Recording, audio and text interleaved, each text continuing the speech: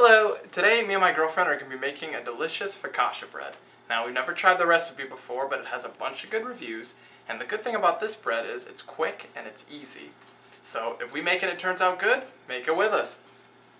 And what we're going to do is cut an onion in half, and we're going to peel it.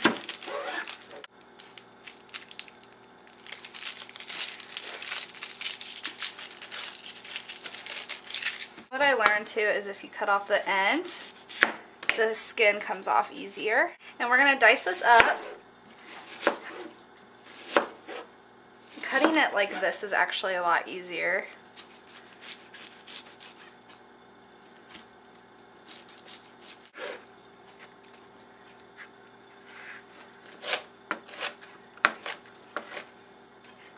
This is actually going to go into the focaccia mix, and it's going to be absolutely yummy. After we've diced up our onion, you need 2 cups of warm water. Now, warm, you wonder what temperature does that mean? That means 110 degrees Fahrenheit. Not always, but I've noticed for a lot of bread recipes, it's 110. Now in this we need to dissolve a tablespoon of honey.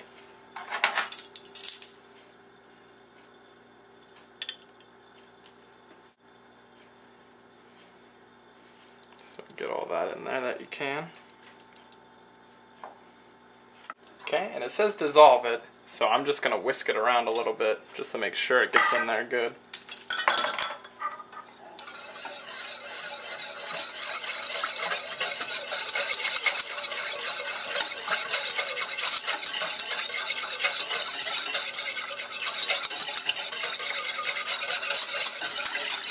As you can see at this point, it's mostly disappeared, and that's what you're looking for.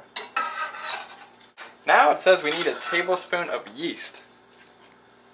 It says with the yeast, you just got to sprinkle it on top. Don't stir it in. For some recipes, you stir it in. So get your whisk out of there and just sprinkle it on top. Now honey, of course, has a lot of sugar in it, and that's going to start to eat the yeast, and it's going to help it ferment. So that's what we're looking for. And it said only wait 5 minutes, so this is a pretty quick bread. So in 5 minutes, you're going to start to see foam. You can see now the yeast is beginning to ferment, eating the sugars of the honey, starting to foam up a lot. We still got about a minute to go, but what I'd recommend doing now is starting to measure your flour. You need 5 cups of all-purpose flour for this recipe.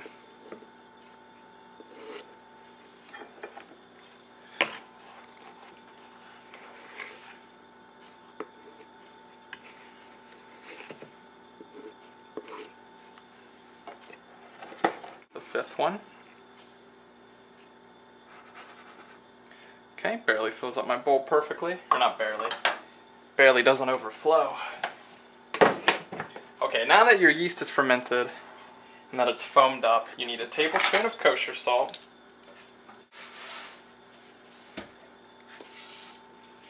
a tablespoon of olive oil,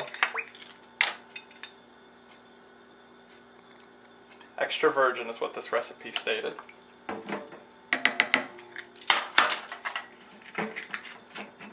Now for stirring this, switch to a wooden spoon. If you've seen a lot of my videos, I'll use a whisk a lot, forgetting that the dough's tough for a lot of recipes.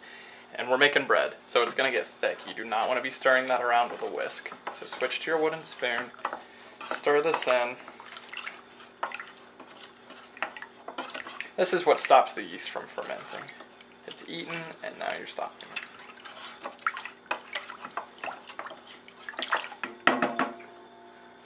Okay, at this point we need the half a cup of diced onions we diced earlier.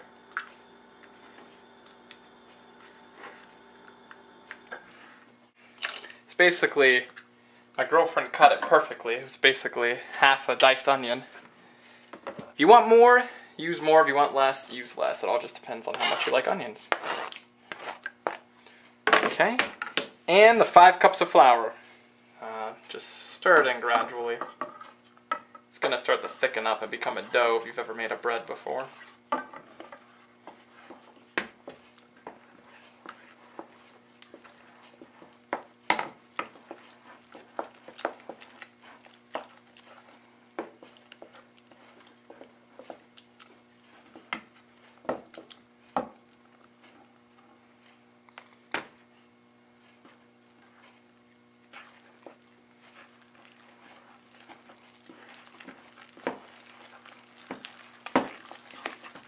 See, now it's starting to come together, get that thicker consistency.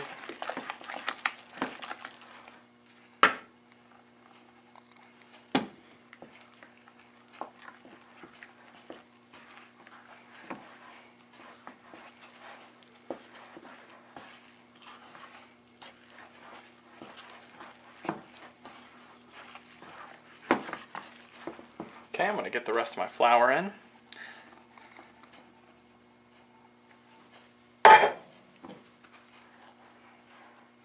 It's okay if you spill some, like I'm doing, because just make sure you're on the surface you're going to knead on, because you got to flour the surface anyway for kneading. We're going to knead this for 5 minutes. Make sure your hands have something on them, you know, that will make the dough not stick to them, like I use Crisco a lot. We're going to knead it for 5 minutes. You're going to oil it up, put it in a bowl. I'm going to put it in our oven that's a little bit warmed up and let it rise for 20 minutes, and then we're going to go on to our next step. So, flour your surface and we'll begin our kneading. We're going to start kneading the dough. We're going to just flour our area. We got to knead for about 5 minutes. Spread that out for a little bit.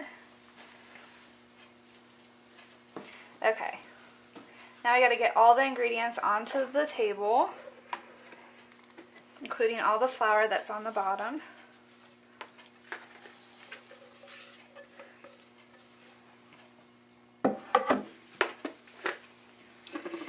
And the kneading process is basically you pull from the top and push with your hands.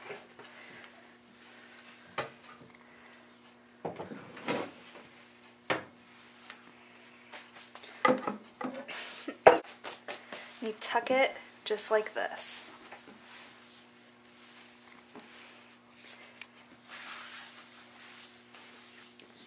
Tuck it in. This is getting all the glucose moved into the dough. Okay, now that you've kneaded your dough for 5 minutes, what I would recommend doing, and this always helps with breads, since we have to rise it, you want it in a warm place. So turn on your oven right now to 300 degrees on bake, and just leave it on for a minute and then turn it off. Okay, so I just turned it on, and while it's on now, what you need to do is get a little bit of oil in a large bowl. Make sure it's really large because you want to give it room to rise. And you also need a damp cloth. My recommendations there is, while you're washing your hands and stuff, just keep drying them on the same cloth. It gets really damp that way. You want it to be nice and damp. Okay? So get your dough, put it in there, and what you do now is you spin it around a little bit. You want to make sure it's covered completely with the oil. That way it doesn't stick to anything as it rises. Just really kind of flip it around. Okay.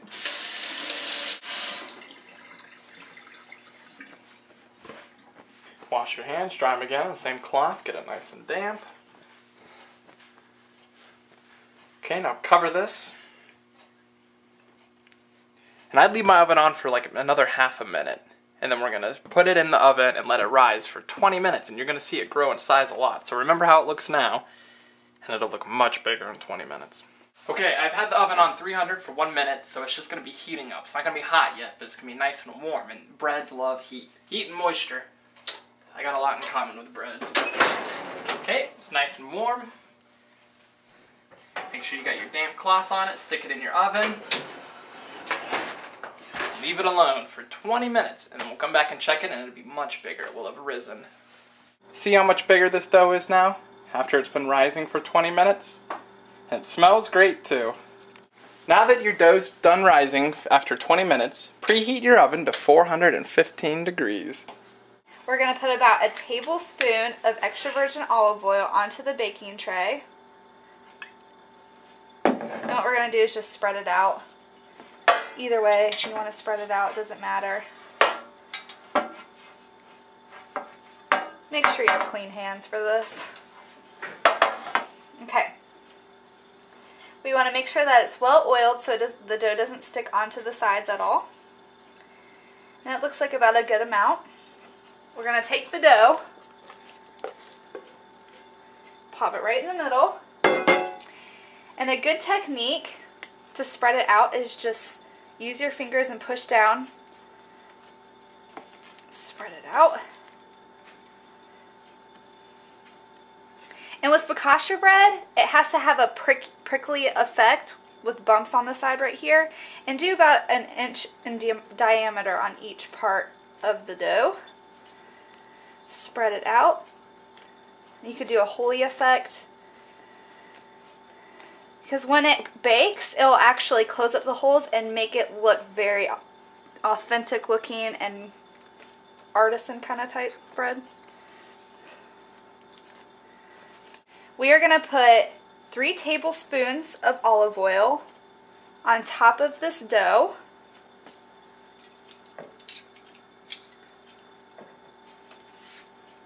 For baking purposes, we're going to do extra virgin olive oil. And you just want to drizzle it all across the bread. And it will actually sink into these holes and cause little craters that will be very delicious. Let me get over here. Got to do 1 more tablespoon. And we're going to spread it around with our fingers again.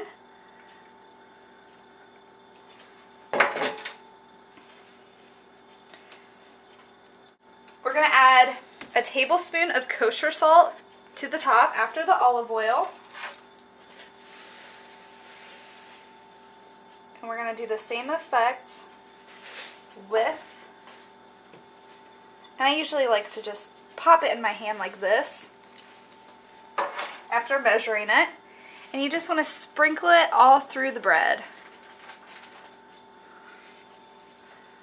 This is going to be very yummy.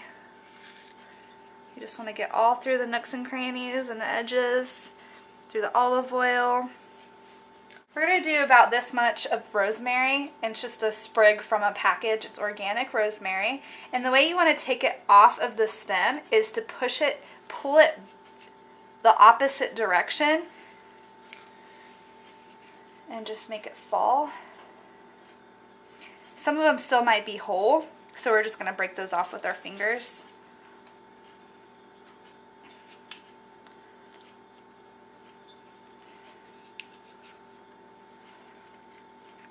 Just smells so fresh.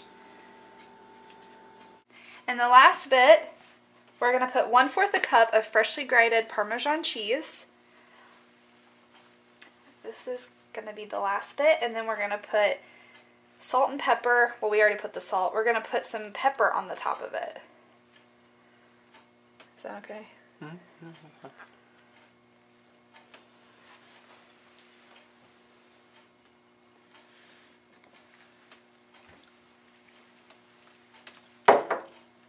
And then freshly ground pepper right on top on every section. And then it's going to rise for a little bit longer. And here's the completed progress of our bread, and it will be rising for 10 minutes. We've had our wonderful focaccia bread rising for 10 minutes. I tried to put it near a part of my oven that was warm, because with rising you want it to be warm. So now open up your oven that's been preheated to 415. And we're going to bake this for 20 minutes, or until it's nice and golden brown. You know, if you've seen focaccia bread, you ever been to a restaurant with focaccia bread, you know what it's going to look like. Nice and brown, you don't want it burnt and black, you don't want it underdone, so check on it in about 20 minutes. It's been baking for a little less than 18 minutes, but this oven is super hot, so that's good. It's nice and brown now. Smells good. Reminds me a lot of focaccia bread you'd see in a restaurant, so take it out, let it cool, and we're going to try a little bit of it in a minute and tell you how good it is. Well, it just came out. Very good.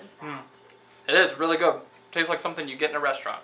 So if you got an hour, you got the money, you've got the ingredients, make some wonderful focaccia bread. Good luck!